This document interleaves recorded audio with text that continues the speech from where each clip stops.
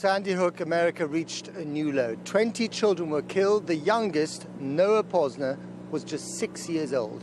I spoke to his mother, Veronique. Tell me about Noah. Oh, he was vibrant, just a life force. And he was a twin. So I think arising out of that, I think, was a natural ability to connect, you know, and compromise. He was very good at compromising. Neither twin was dominant. And he was just a typical rambunctious little boy. How's his twin sister, Ariel, dealing with it all? It's definitely left a void. I don't think she's processed it fully. I mean, both my girls are still suffering, I think, from what I'm seeing are some symptoms of PTSD, just by virtue of having been in the school that day, what they heard, what they saw. And they have made certain associations. For instance, Sophia, who was in second grade, was working on a calendar when the shooting started.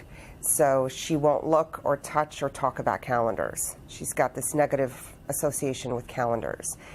With Ariel, it's more, I see more in her like survivor's guilt a little bit, where she says, I wish he was in the bathroom next to me, you know, with the rest of my class hiding. And why did he have to be in a different class? And why was he out in the open? Did you meet the president when he came to Newtown after the shooting? Yes. And did you get the impression that he certainly gave all of us from afar that this not only shocked him to the core, and we described it as the worst day of his presidency, but that he was also really determined to do something about it? Yeah, I think by virtue of the fact that he was a father, and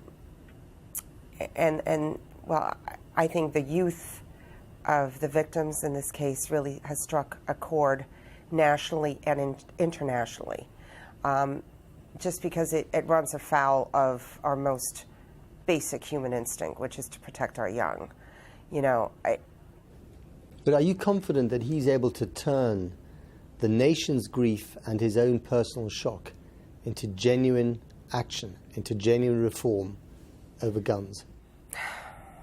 Well, in my moments of discouragement, I think of him almost as Sisyphus pushing the boulder up the mountain, you know, only to have it roll back down again, because the forces that he has to deal with are so tremendous. The lobbying power, the immunity that the gun industry enjoys in this country, they're really a force to contend with.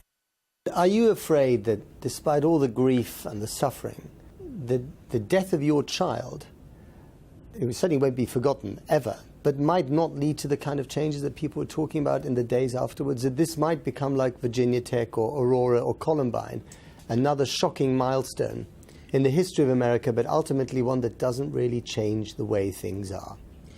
You know, if we haven't reached critical mass, if there isn't some type of change in the national consciousness by 6- and 7-year-old children being gunned down in the sanctity of their school, then I think we have lost true north in this country.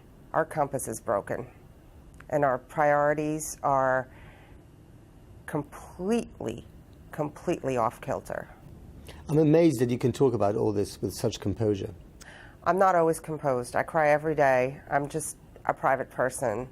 I'm not really good with public displays of emotion, but believe me, I have my meltdowns regularly, and nights are the worst part, because I dream about him a lot, and then I have to wake up. So it's hard, for sure, very hard.